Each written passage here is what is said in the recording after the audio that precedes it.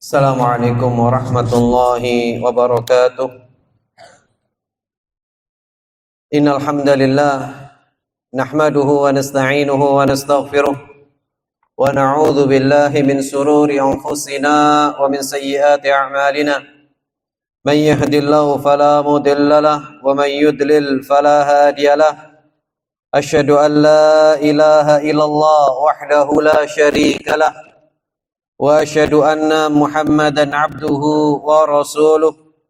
Allahumma salli ala Muhammad wa ala alihi wa ashabihi wa man sara ala nahji wattaba'a sunnatahu wa salaka tariqahu wa nahaja manhaja ila yaumiddin. Allah Ta'ala fil Qur'anil Karim, ya ayyuhalladzina amanu taqullaha wa qulu qawlan sadida يصلح لكم أعمالكم ويغفر لكم ذنوبكم ومن يطع الله ورسوله فقد فاز فوزا عظيما. أما بعد. الله أكبر الله أكبر الله أكبر walillahil hamd. Jamaah salat Id yang dirahmati oleh Allah Ta'ala, pertama-tama kita perlu bersyukur kepada Allah Ta'ala atas segala nikmat yang Allah berikan kepada kita. Sampai hari ini Allah Ta'ala masih kemudian memberikan nikmat untuk bisa menatap pagi yang luar biasa ini. Mudah-mudahan ini adalah tanda bahwa Allah Ta'ala masih mengharapkan kebaikan-kebaikan untuk kita kerjakan sebagai amalan-amalan simpanan akhirat kita. Amin ya rabbal alamin. Jamaah sekalian rahimakumullah, Idul Adha adalah momentum di mana kita senantiasa diingatkan oleh Allah Ta'ala untuk belajar dari keluarga besar Nabi Allah Ibrahim alaihi salam. Kita selalu diulang di dalam sejarah, kita selalu diulang dalam masa-masa kehidupan setiap tahunnya ketika kita akan melaksanakan ibadah yang namanya Idul Adha dan ibadah haji. Itu tidak bisa lepas daripada sosok yang luar biasa, yaitu Ibrahim alaihi salam. Dan pada kehidupan rumah beliau ada begitu banyak pelajaran. Insya Allah kita akan ambil pelajaran daripada rumah tangga dan sekaligus kehidupan Rasulullah, kehidupan daripada Rasulullah, Rasulnya Allah Ta'ala, yaitu Ibrahim alaihissalam. Allah Ta'ala berfirman berkaitan dengan sosok beliau yang luar biasa, di mana Allah Ta'ala mengatakan dalam Al-Quran, Qad kanat lakum uswatun hasanah fi Ibrahim walladzina ma'ah. Sesungguhnya terdapat uswah terhadap kehidupan kita, terhadap pelajaran yang luar biasa yang ada pada kehidupan Ibrahim alaihissalam dan orang-orang yang bersama dengan beliau. Jamaah sekalian rahimakumullah, mari kita merenungkan tentang pelajaran apa yang bisa kita ambil dari kehidupan beliau. Yang pertama, jamaah sekalian rahimakumullah, bahwa sesungguhnya Nabi Allah Ibrahim alaihissalam adalah sosok yang sangat kuat iman dan tauhidnya dan prasangka baiknya kepada Allah Ta'ala. Pelajaran yang paling penting, yang pertama yang selalu diulas oleh para ulama, yaitu pelajaran tentang bagaimana ketauhidan dan berprasangka baik kepada Allah Ta'ala yang dilakukan oleh Ibrahim alaihissalam. Kita tahu bagaimana awal sejarah kehidupan Nabi Allah Ibrahim alaihissalam. Beliau sangat luar biasa, sangat mencintai ketauhidan, sangat mencintai keimanan, sangat mencintai Allah Ta'ala. Dan ini menunjukkan betapa cintanya Allah juga kepada beliau. Mari kita renungkan bagaimana kejadian itu. Kita tahu bagaimana Nabi Allah Ibrahim mempertahankan imannya di saat kemudian sosok yang sangat luar biasa zalimnya penguasa yang ada pada saat itu. Demikian dahsyatnya untuk mempengaruhi orang untuk beribadah kepada selain Allah Ta'ala. Maka Nabi Allah Ibrahim alaihissalam dengan keimanannya, dengan ketauhidannya, tetap menjaga imannya. Tidak terkecoh. Terjadilah dialog yang sangat luar biasa yang mampu mematahkan seluruh argumentasi orang-orang yang kemudian tidak beriman kepada Allah Ta'ala. Lalu kemudian ringkas cerita, Nabi Allah Ibrahim akan dimasukkan ke dalam api. Jamaah sekalian rahimakumullah, ini pelajaran iman yang pertama yang perlu kita renungkan tentang bagaimana kehidupan Nabi Allah Ibrahim alaihissalam, yaitu pelajaran kepercayaan beliau, prasangka baik beliau kepada Allah Ta'ala. Ketika Nabi Allah Ibrahim alaihissalam sudah disiapkan tempat yang sangat dahsyat, Al-Imam Ibnul Jauzi dalam kitabnya Tafsirah menyebutkan bahwa penguasa saat itu sudah menyiapkan tumpukan-tumpukan kayu yang akan digunakan untuk membakar Nabi Allah Ibrahim alaihissalam. Sudah siap untuk dibakar, sudah siap untuk kemudian diselesaikan hidupnya. Tapi Nabi Allah Ibrahim alaihissalam yakin bahwa sesungguhnya beliau tidak akan pernah ditinggal oleh Allah Ta'ala. Saat itu dalam riwayat dikatakan, malaikat penjaga langit, malaikat yang ada di langit meminta izin kepada Allah Ta'ala. Ya Allah, izinkan aku membantu kekasihmu, khalilmu, membantu kekasihmu. Lalu kemudian kata Allah Ta'ala, silahkan kalau dia mau. Lalu kemudian malaikat ini turun, datang kepada Ibrahim yang sudah siap akan dimasukkan ke dalam api. Ketika kemudian bertanya kepada Nabi Allah Ibrahim, wahai Ibrahim, Allah Ta'ala mengirim salam kepada anda. Lalu kemudian mengizinkan aku untuk bantu anda di situasi yang paling berat dalam kehidupannya, yaitu akan berhadapan dengan kematian. Apa yang dilakukan oleh Nabi Allah Ibrahim alaihissalam?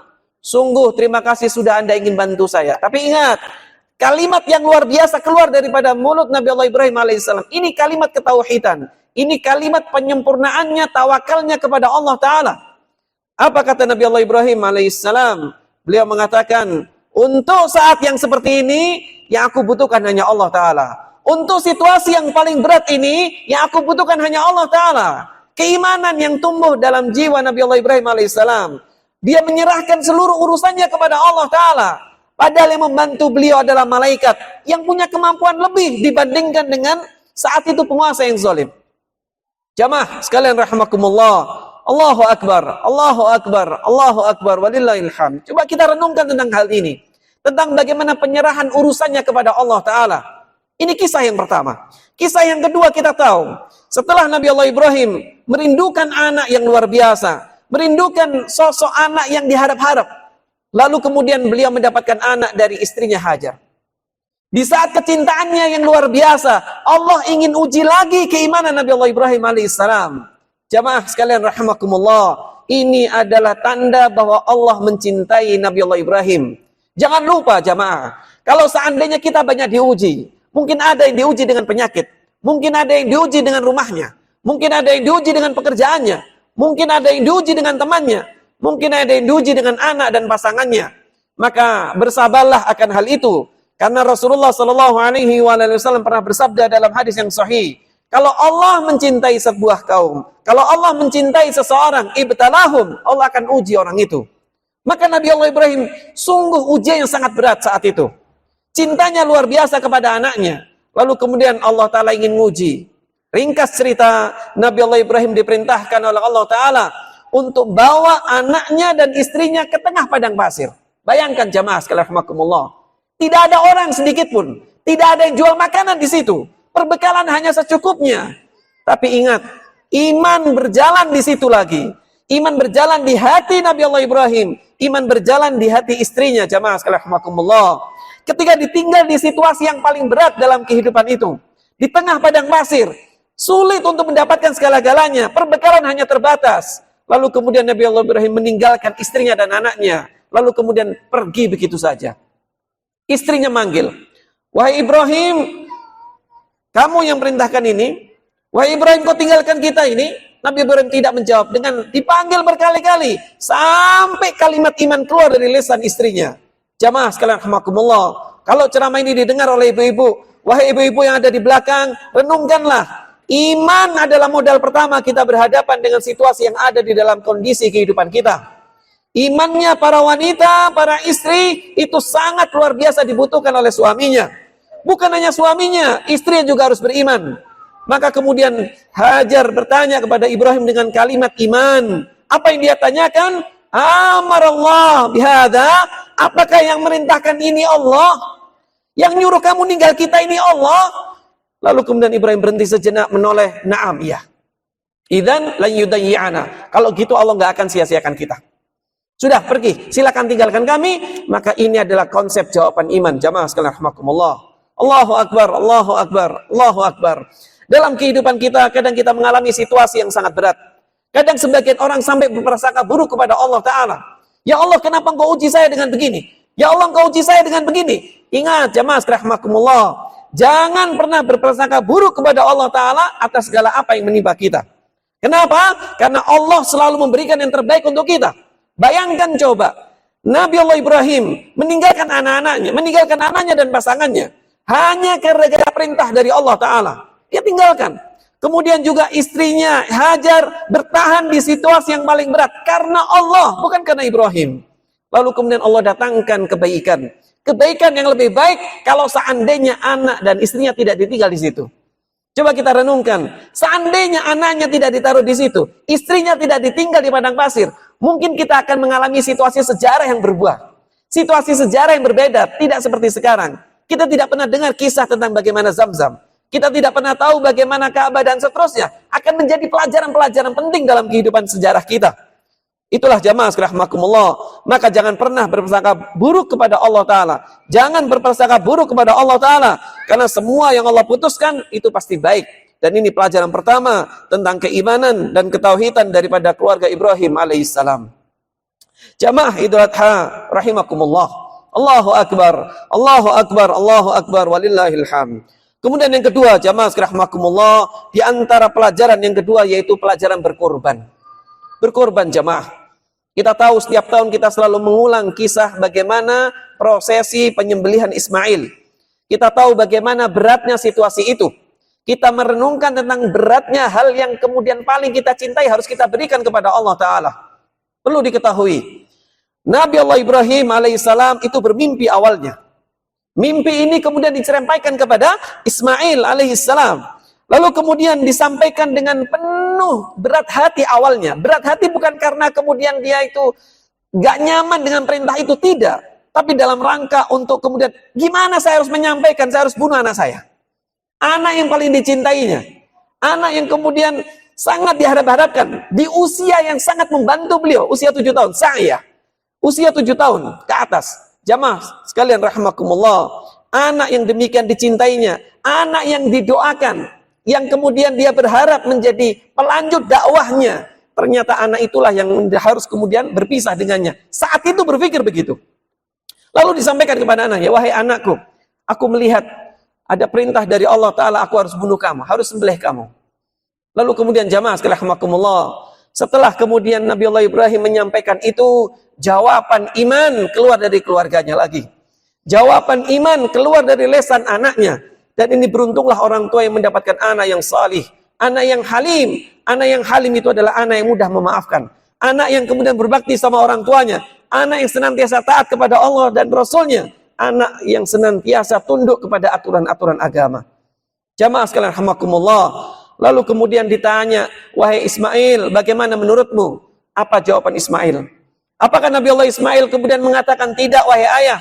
Tidak wahai ayah, jangan, itu hanya mimpi. Sudah abaikan. Tidak. Karena dalam hadis dikatakan bahwa ru'yal anbiya, mimpinya para nabi adalah wahyu. Wahyu. Maka kemudian ini adalah wahyu dari Allah Ta'ala. Jawaban Ismail, kalau begitu lakukan wahai ayah. Kamu akan jumpai aku menjadi orang-orang yang soleh dan orang-orang yang sabar. Jamaah sekalian rahimakumullah. Coba kita renungkan pelajaran yang kedua, berkorban yang kita cintai. Maka mari kita belajar. Di momentum hari Idul Adha ini kita dianjurkan untuk berkorban. Jangan sampai kita melalaikan tentang kewajiban itu. Jangan sampai kemudian kita melalaikan. Kalau kita sudah dikasih lebih oleh Allah Ta'ala, lakukanlah. Sebagian ulama bahkan mengatakan, seandainya orang berhutang hanya untuk berkorban, mudah-mudahan Allah akan mudahkan melunasinya. Maka jamaah sekalian rahimakumullah, berkorban dengan semaksimal mungkin. Mungkin ada yang berkorban dengan kambing, ada yang pakai kemudian onta, ada yang menggunakan sapi dan seterusnya. Tapi yang paling penting dari korban, yaitu yang paling esensi, keikhlasan ketika melakukan itu. Bukan untuk bangga-banggaan, saya sudah memberikan ini 10 ekor, saya sudah memberikan ini. Bukan itu yang diminta sama Allah Ta'ala. Di antara dua korban yang dilakukan oleh anak Adam alaihissalam, Qabil dan Habil, tidak diterima dua-duanya. Yang satunya tidak sempurna kurbannya. Yang satunya kemudian sempurna semaksimal mungkin dengan hatinya. Maka Allah terima yang dari hati. Maka pelajaran pentingnya berkorban dari hati. Berkorban apa saja. Ketika Allah perintahkan mengeluarkan harta kita, keluarkan sebagaimana apa yang seharusnya. Ketika Allah perintahkan kita untuk menginfakkan, infakkan. Jangan bakhil. Jamaah sekalian rahimakumullah. Sebagian orang ketika dia masih miskin, dia sangat mudah sekali membantu orang lain. Ketika dia belum punya apa-apa, dia sangat mudah membantu orang lain. Ketika Allah sudah bukakan pintu dunia, disitulah ujiannya. Tidak mau bantu kemudian orang lain. Tidak mau memberikan haknya orang lain. Subhanallah. Jamaah sekalian rahmakumullah. Tidak seperti itu keluarga Ibrahim. Mari kita belajar berkorban. Belajar berkorban. Mari kita kemudian agendakan setiap hari untuk berkorban. Berkorban dengan apa? Berkorban dengan apa yang bisa kita lakukan. Apa yang bisa kita berikan untuk umat? Apa yang bisa kita berikan untuk orang lain? Manfaat apa yang bisa kita sampaikan, yang kita berikan kepada orang lain? Kita lakukan. Momentum Idul Adha memang kurbannya adalah kurban hewan kurban. Naam. Dan itu sudah dibahas secara fikih. Kita tidak akan bahas tentang perkara itu. Tapi yang lebih daripada itu, jamaah rahimakumullah, belajar berbagi kepada orang lain. Belajar empati kepada orang lain. Oh, si fulan ini butuh, harus dibantu. Oh, si fulan ini begini. Dan ini butuh kesadaran iman, butuh kesadaran dari hati, jamaah rahimakumullah. Betapa banyak orang-orang yang kemudian dia tidak sanggup melakukan ini karena digoda oleh dunianya, digoda oleh kemudian investasinya, digoda oleh kemudian ambisi-ambisinya. Waliyatubillah. Jamaah sekalian rahmakumullah. Allahu Akbar, walillahil hamd. Ini pelajaran yang kedua, jamaah rahmakumullah. Dan pelajaran yang ketiga, yang terakhir dari keluarga Ibrahim, yaitu keluarga Nabi Allah Ibrahim mengajarkan pendidikan kepada keluarga besarnya. Diajarkan iman dari istrinya, diajarkan iman kepada istrinya, kepada anaknya. Dan ini adalah PR besar. Dan ini dilakukan pertama kali oleh Nabi Allah Ibrahim alaihissalam ketika beliau meminta anak. Ketika kemudian mencari pasangannya, meminta anak, doa kepada Allah Ta'ala. Untuk mendapatkan anak seperti Ismail, itu butuh perjuangan untuk banyak doa dan mendekatkan diri kepada Allah Ta'ala. Maka mari, saya mengajak kepada diri saya dan kepada seluruh orang tua yang ingin memiliki anak yang saleh, ingin memiliki anak yang salihah, maka mulainya dari diri kita sendiri dulu. Kita perbaiki diri kita perbanyak istighfar dan bertobat kepada Allah Ta'ala, agar kita mendapatkan anak-anak yang saleh. Lalu kemudian menguatkan doa-doa kita. Ini yang sering dilupakan orang. Ada orang yang kemudian sibuk ibadah kepada Allah. Dia sempurnakan kebaikan-kebaikan imannya dan amal solehnya. Tapi dia lupa untuk minta anak yang soleh. Minta anak yang soleh. Ini penting, jamaah rahimakumullah. Maka kita minta kepada Allah Ta'ala.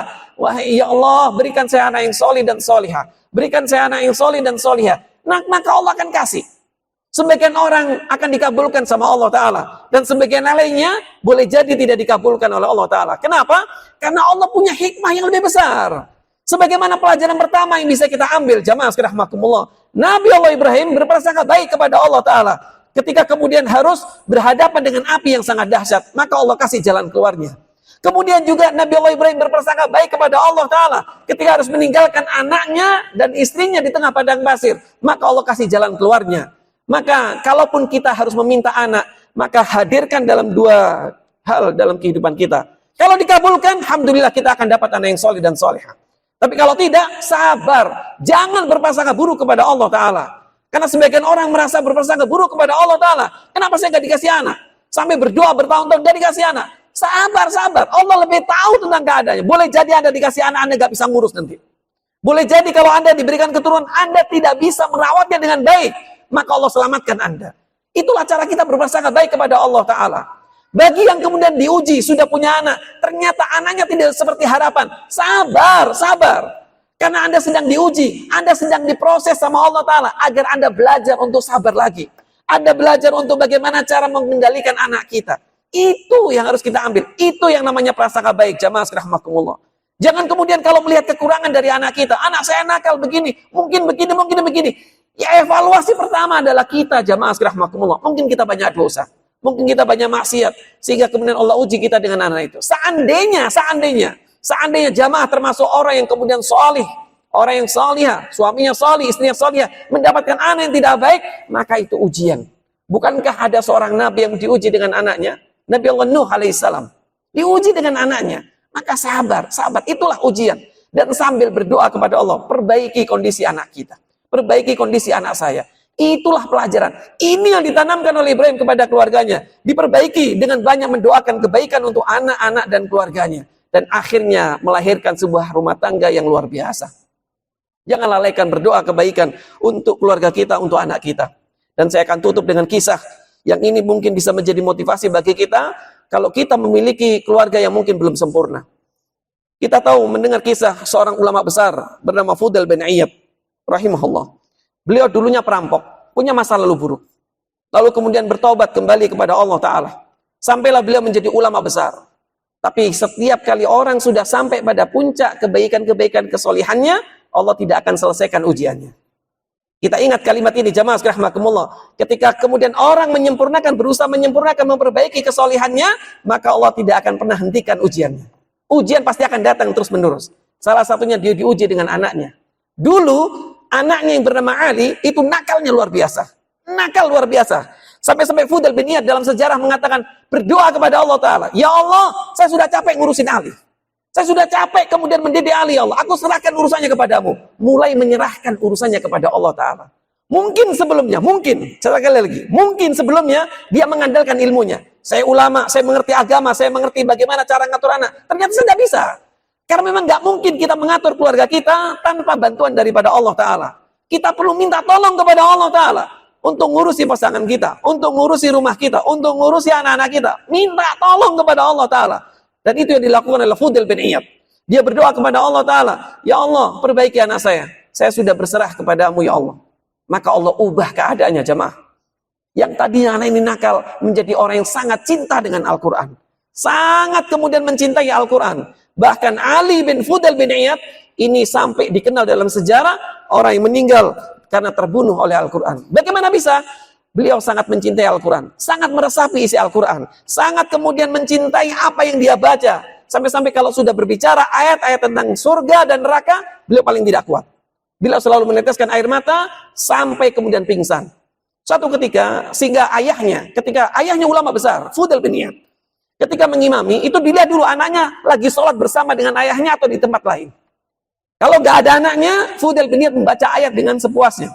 Entah surga, neraka, lalu aman situasinya. Suatu ketika beliau lupa, tidak baca itu. Tidak melihat anaknya. Dia ketika meluruskan shaf, tidak perhatikan anaknya. Ternyata anaknya sholat lagi di belakang. Saat itu ayat yang dibaca adalah 2 surat berkaitan tentang hari kiamat. Yang pertama yaitu Al-Qari'ah, yang kedua adalah Az-Zalzalah. Di mana Al-Qari'ah dibaca tentang hari kiamat, Az-Zalzalah tentang hari kiamat. Anaknya di belakang. Maka kemudian saat itu pingsan dan sakit dan akhirnya meninggal dunia. Sehingga dalam sejarah dikatakan beliau adalah sosok yang qatil Al-Quran, yang terbunuh gara-gara Al-Quran. Bayangkan, dari sampai orang tuanya sudah putus asa, tapi dia tidak putus asa saja. Dia serahkan urusannya kepada Allah. Maka siapa yang menyerahkan urusannya kepada Allah tidak akan pernah disia-siakan. Wa may yatawakkal 'ala Allah fahuwa hasbuh. Barang siapa yang menyerahkan urusannya kepada Allah, Allah akan cukupi. Kita menyerahkan urusan rezeki kita, Allah akan cukupi. Kita menyerahkan urusan pendidikan anak kita, kita cukupi. Dicukupi sama Allah Ta'ala. Kemudian kita menyerahkan urusan bagaimana pekerjaan kita, Allah akan cukupi. Semuanya. Semuanya, kata ulama tafsir, di antaranya Syekh Abdurrahman bin Nasir As-Sa'di, rahimahullah, beliau mengatakan, seluruh urusannya akan diurusi sama Allah. Dunianya diurusi, akhiratnya diurusi. Mudah-mudahan Allah Ta'ala menjadikan kita orang-orang yang beriman dan senantiasa taat kepadanya, dan kita dibantu untuk senantiasa istiqamah. Bismillahirrahmanirrahim. Alhamdulillahirabbil alamin. Allahumma salli ala Muhammad wa ala ali Muhammad kama sallaita ala ali Ibrahim wa ala ali Ibrahim innaka Hamidum Majid. Allahumma ighfir lil muslimina wal muslimat wal mu'minina wal mu'minat al ahya'i minhum wal amwat. Allahumma ighfir lana dhunuba allati tunzilun niqam. Allahumma ighfir lana dhunuba allati tunzilul bala. Allahumma ighfir lana dhunuba allati takhfisu du'a. Allahumma ighfir lana dhunuba allati tughayyiru ni'am. Allahumma inna nas'alukal huda wat-tuqa wal-'afaf wal-ghina. Allahumma inna nas'alukal huda wat-tuqa wal-'afaf wal-ghina. Allahumma inna nas'alukal huda wat-tuqa wal-'afaf wal-ghina. Allahumma inna nas'alukal ikhlas was-sidqa fi qawli wal-'amal. La haula wa la quwwata illa billah. Allahumma tahhir a'malana minar riya' wa tahhir qulubana minan nifaq wa tahhir alsinatana minal kadhib wal ghiba wan namimah wa tahhir a'yunana minal khiyanah. Allahumma arzuqna tsabata wal istiqamah. Allahumma arzuqna al-husnal khatimah. Rabbana hab lana min azwajina wa dhurriyyatina qurrata a'yun waj'alna lil muttaqina imama. Rabbana hab lana min azwajina wa dhurriyyatina qurrata a'yun waj'alna lil muttaqina imama. Rabbana hab lana min azwajina wa dhurriyyatina qurrata a'yun waj'alna lil muttaqina imama. Rabbana atina fid dunya hasanah wa fil akhirati hasanah wa qina adzabannar. Wa sallallahu ala nabiyyina Muhammad wa ala alihi wa ashabi ajmain walhamdulillahi rabbil alamin. Subhanakallahumma wa bihamdika asyhadu an la ilaha illa anta astaghfiruka wa atubu ilaik. Assalamualaikum warahmatullahi wabarakatuh.